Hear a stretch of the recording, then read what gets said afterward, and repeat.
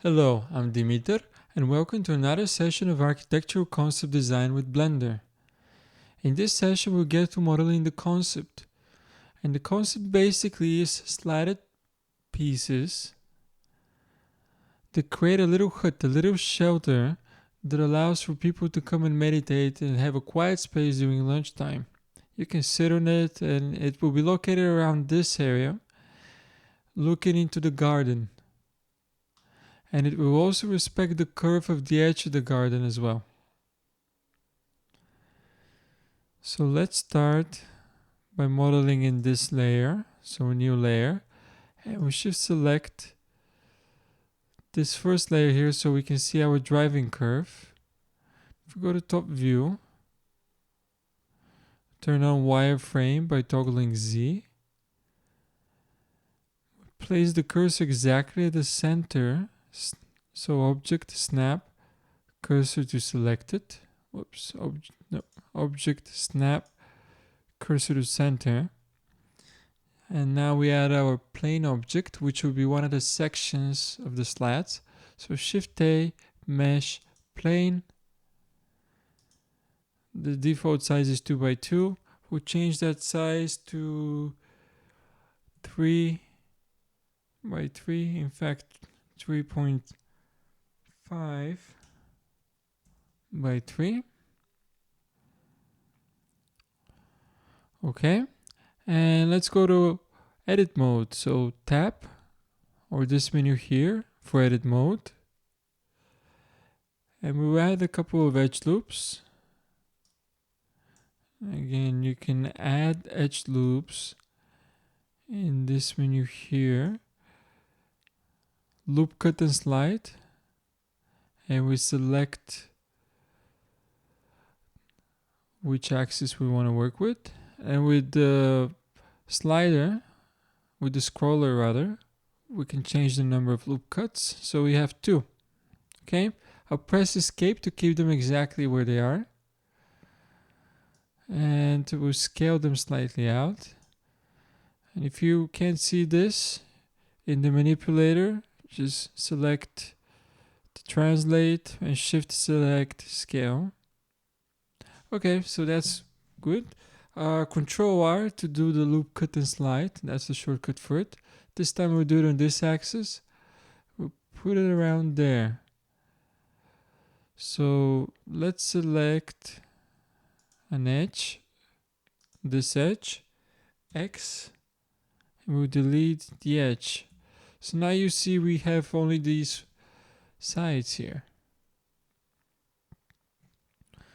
So this is going to be the rear, and this is going to be the front of our section. So this one I'm going to make slightly thicker, and I'll drag both of these to there. Now the last thing we want to do is put our cursor at this point. So if we go to vertex, select this vertex, Shift S, cursor to selected. And now if we go to object mode, what we actually want to do is put our origin exactly at where the cursor is. So object, transform, origin to 3D cursor. So that puts our origin there. Okay, so now we'll just rotate it as well. So R for rotate, X for locating the X-axis, 90. And now we have it standing up. Control 6 to zoom into it in case it's being a bit tricky with you. Alright, so let's make this window bigger. First thing we'll do is we'll name this concept slat. So that's in this menu. Now we're going to the modifiers menu. Scroll the way up and add an array. And we disable relative, enable constant, and we do it along the y-axis. So 0.3. Right, so that's doing it along the up axis, because if we look at the actual object, the rotation says 90. So we can change this any way we want to. But for any of these to work, they actually represent the object axis as opposed to world axis. So if I make this 90 again, we go to object, apply, and this time we'll apply both rotation and scale. So you can see the scale change to 1 and rotation to 0. So now if we put a value here, 0.3, it goes into the anticipated axis. And let's make a few of them here. Okay. And now we want to put this along the curve, but we would like to offset the curve. So let's grab this curve, Shift D for duplicate, escape. Let's slightly scale it. I'll bring in my context just to see more or less where it lines up. That's good. And remember, this is going to be the rear edge. So the rear, we want it to be a little bit further from that point. Okay, now with this selected, let's turn off the context. I'll put my cursor at this origin point and move this object along to it. So object, snap, cursor to selected. So now the cursor is here. And if we select our slats, so object, snap, selection to cursor. So that puts it exactly at that point. So now with our slats selected, if we add a curve modifier, and this one is called Bezier circle.000. That's okay, I think, for now. You can change the name if you like to. So let's select Bezier circle.000. And you can see it starts to put it on the axis. And we can change which axis actually deforms. And it's not the correct way. So let's just disable this for a second. What we need to do essentially is rotate this object along the z-axis, so R, Z, 90, and in the opposite direction 90. So we place it like this.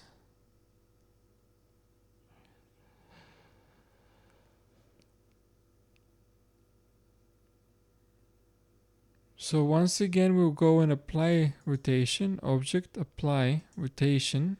And you can see how our offset doesn't quite work well, and that's because we need to make this 0 and the x 0.3. So now it's in the correct position. So now if we enable this once again, we can see that it offsets correctly.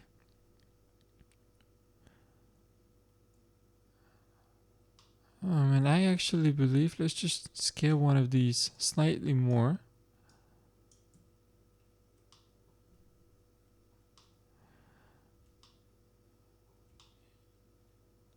And yes, so this is actually the front and that's the back, which is fine. So we'll make this a little bit larger. In fact, we won't do.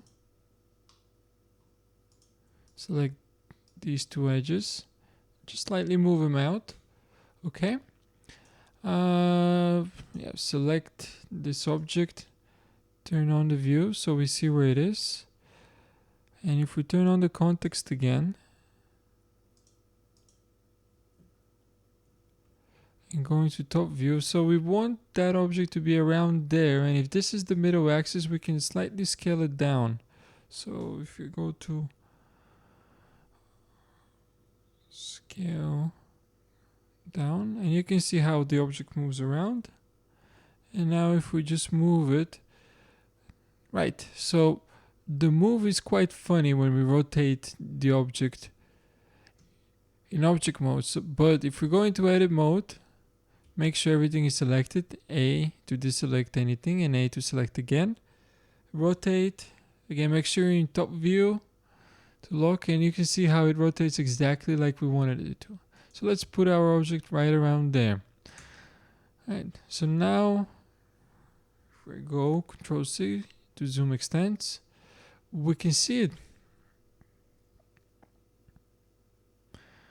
So let's select it again. We'll add a Solidify panel, so we give the slats a little bit of thickness, and we'll give it about 10 centimeters. So you can see it's really starting to take shape now.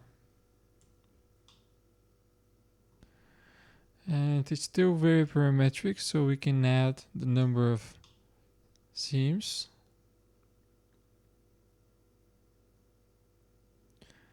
And now we want to do another thing which is slightly distorted.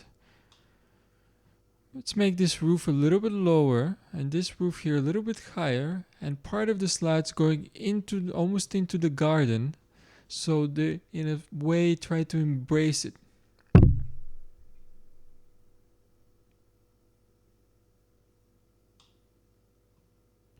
And to do that, we'll add a lattice modifier.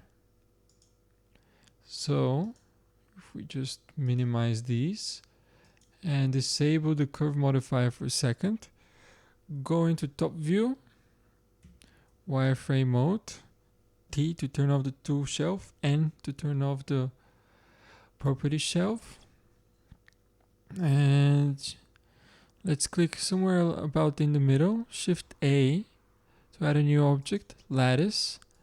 Let's scale it.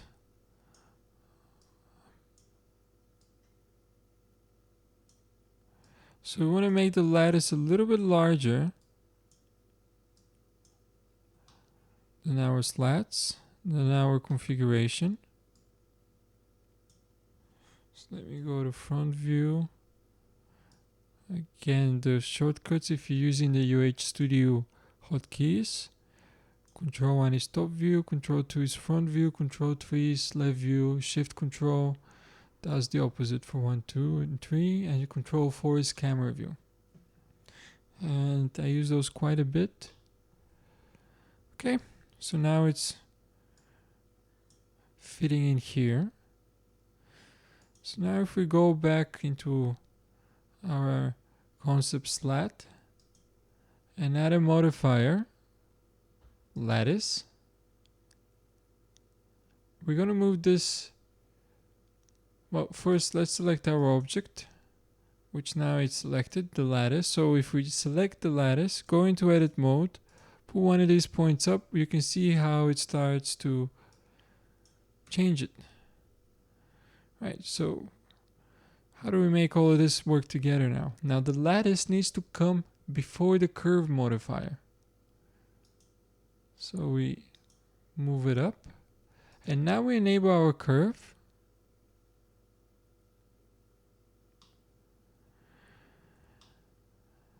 And we can see our object. Now it's actually doing a little bit of the opposite, because that's the rear edge and this is the front edge. So now if we go back, just enable the layer that it is on into edit mode, and within edit mode we can actually hit undo, and that will just undo the operations that took place within this object. So we're going to add a few more subdivisions into this lattice, so it gives us a little bit more control. To do that, we click this icon here, which is object data. Scroll up if you can't see anything, and we'll change the U values, change the V values, and we'll add another one in W. Great. So now, if we start to move these, we can immediately see the effect. That's essentially what I would like to see. Now just move these two vertices slightly down. This one here slightly up. And this one as well.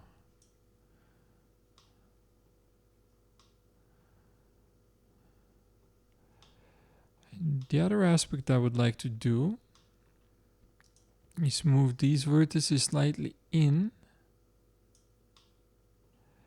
and these here slightly out.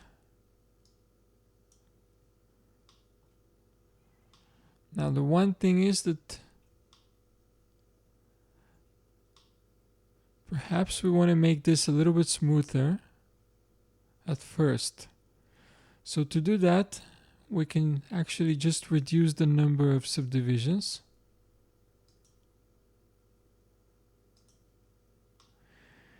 We end up with something that's fairly regular, or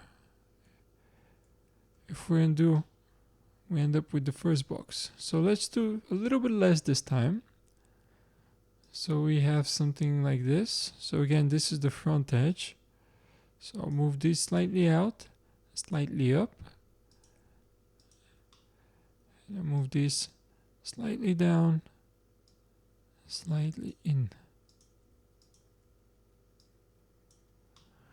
Alright, so we can see how our object is starting to look.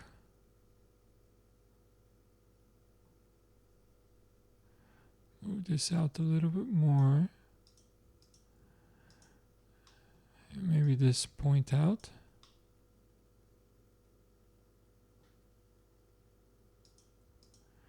Just these. We can play with these any way that we like to get a result that we're satisfied with. Now, once we have this in a shape where we're fairly happy with it, then we can subdivide the lattice further, and it does a sort of a smooth subdivision of the result that we already have. So the reason for doing this is that now we're going to pull, in fact, let me just add a few more subdivisions in this direction. And I'll start to pull some of these axes to create openings. So if we pull these two, you can see how our whole building is getting lifted. In fact, let's just pull this one out and also bring it out in this direction.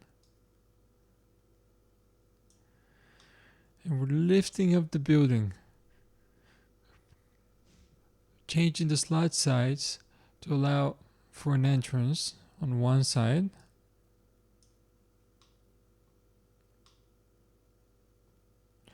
And we'll do the same in the rear. Maybe I'll move both of these up slightly.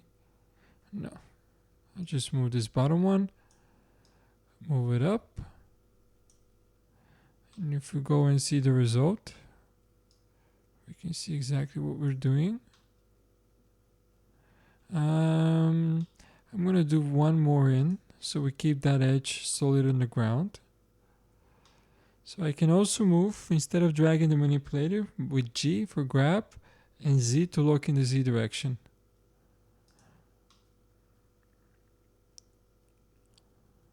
So here we have our little hut.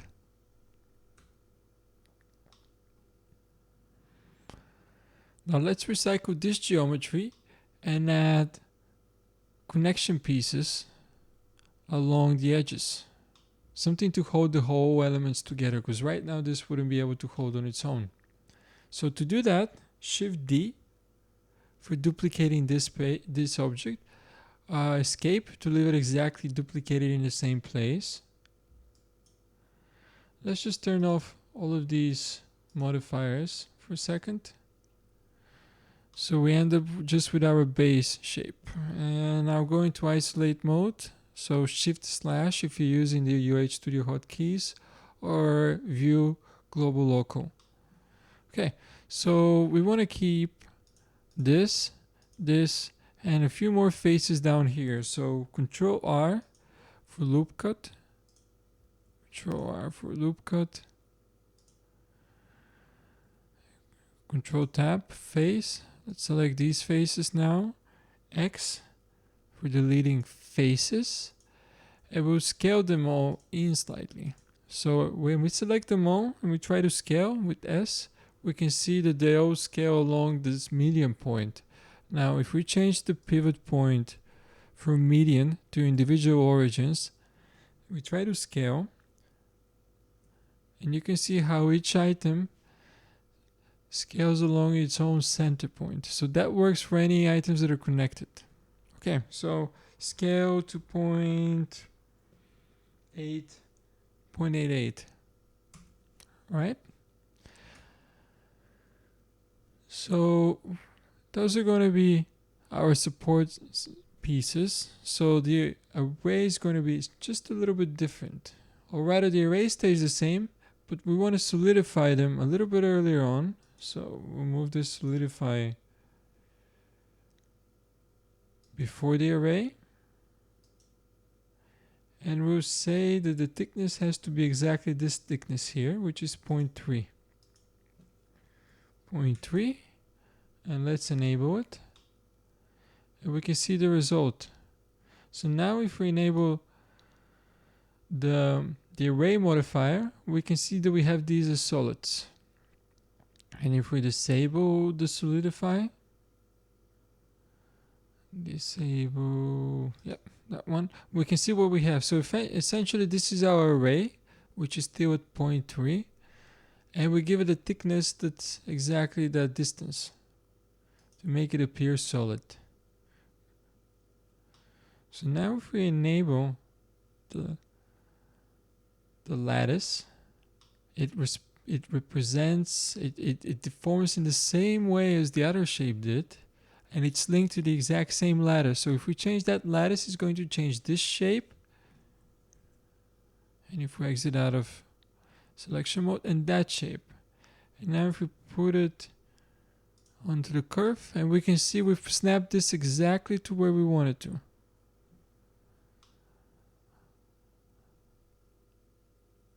Great, so this is first part, and in the next part we'll add a little bit more details. But in the meantime, let's just see what we've created. And by the way, this is not in a good layer because that's the layer with the satellite image. So let's select this and the two curves and move them to this layer. Right, so now to view everything we have, here are our layers. If we scroll down a little bit, and this is actually both of these circles a little bit too high.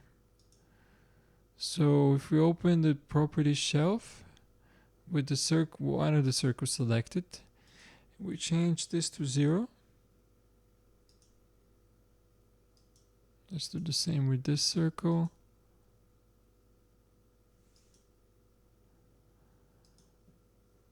Change to 0. And most likely this object is floating as well. What that means is that the cursor point that we were using at one point, it was snapped to a higher selection, and that's why all those objects are a little bit higher than they should be. 0. And we probably need to shift the lattice as well. Actually, it's fine because, yep, it still looks exactly the same. Great, so that's our beginning for our concept design. So now we can preview the rendering. Rendered.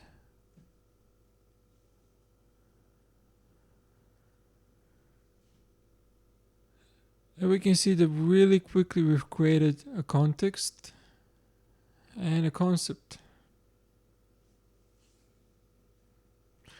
And we can rotate around it.